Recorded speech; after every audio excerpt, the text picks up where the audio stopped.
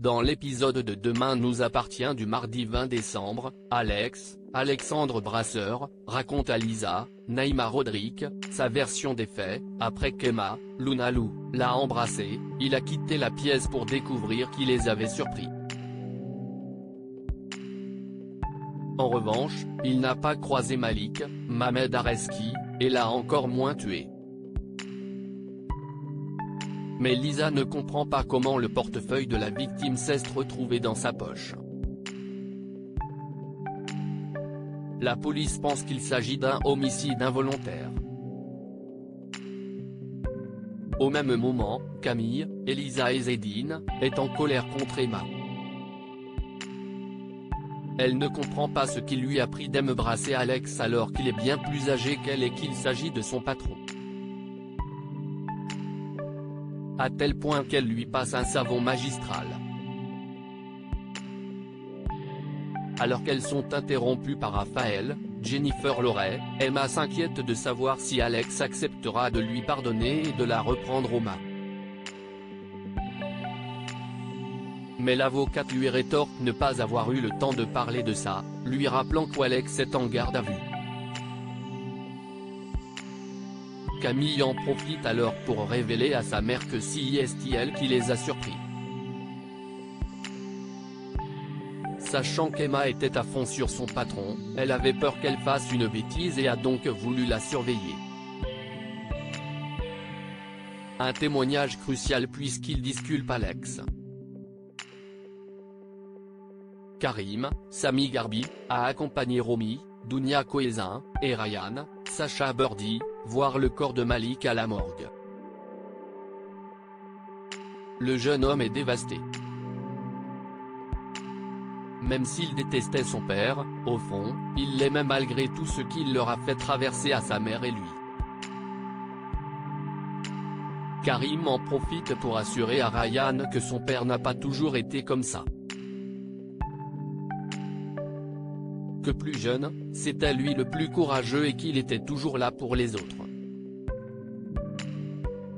Romy renchérit en insistant sur le fait qu'il faut qu'il ne garde en tête que les bons souvenirs. Au commissariat, Alex est donc relâché et Damien, Adrien Robe, a les résultats d'analyse de l'arme du crime. Parmi les empreintes relevées, une est improbable. Celle d'Adam, Alain Lebar, qui n'avait rien à faire dans la cuisine. C'est d'ailleurs lui qui a découvert les invités inanimés et a appelé à l'aide. Lisa se souvient qu'il portait une bague, ce qui aurait pu laisser une marque sur le visage de la victime. Convoqué, Adam tente de justifier sa venue dans les cuisines mais face aux questions de Lisa et Martin, Franck Monsigny, il finit par avouer être venu pour aider un ami dont il ne peut révéler l'identité. Martin décide donc de le garder pour la nuit. Dans le même temps, dans la réserve du Spoon, Nathan, AD, souffre le martyre. Il a une plaie béante à l'avant-bras. Pourquoi Audrey a refusé la demande en mariage de Damien? Très ému, Damien révèle à Georges, Maëlle et Lajaoui, que sa demande en mariage a été un échec total.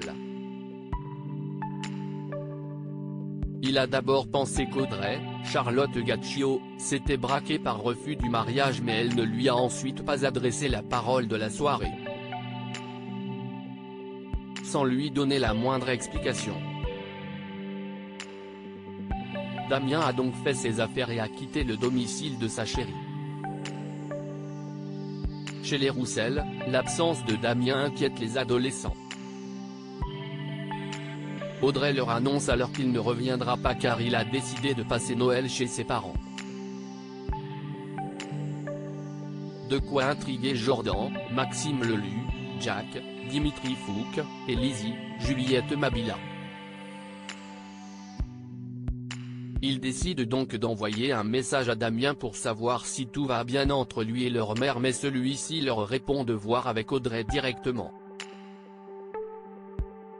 Face à cette réponse, Les jumeaux ont décidé d'aller voir Damien à son travail pour avoir des explications, mais celui-ci n'en a aucune à leur fournir, puisque lui-même ne comprend pas la situation.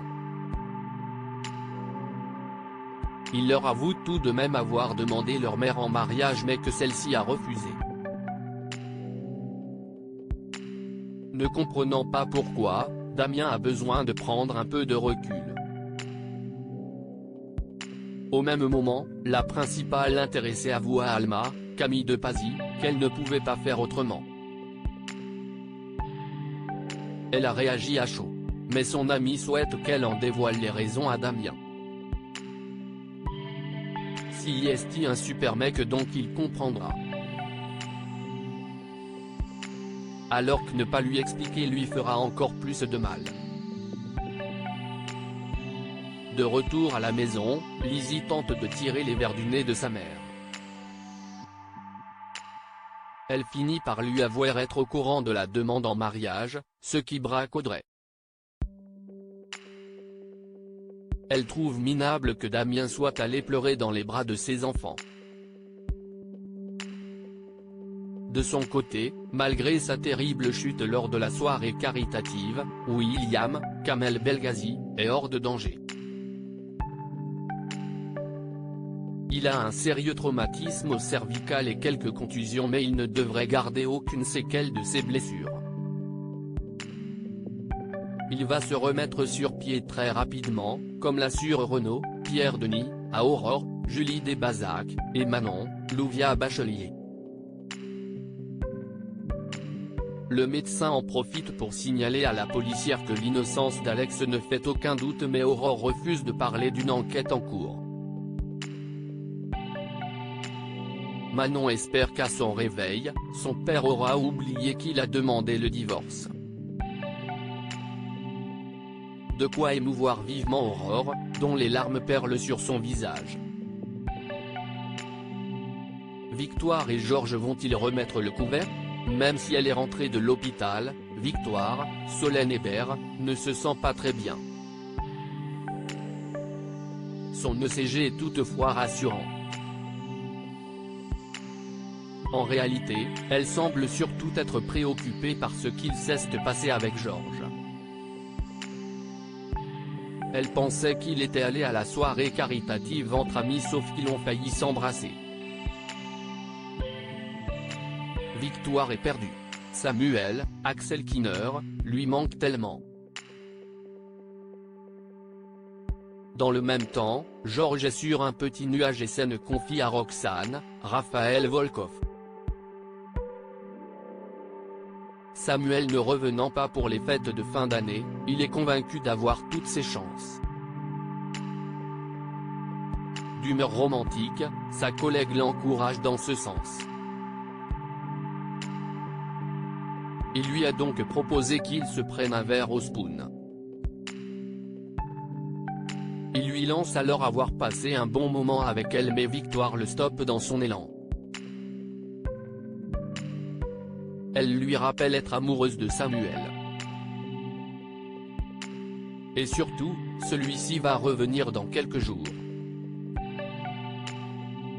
Il sera finalement présent à temps pour Noël. Elle sait que son attitude pouvait prêter à confusion, mais Victoire ne veut pas que Georges se fasse des idées. Le principal intéressé fait bonne figure et lui assure qu'il n'a pas de sentiments pour elle. Victoire est soulagée, tandis que Georges a une nouvelle fois le cœur brisé.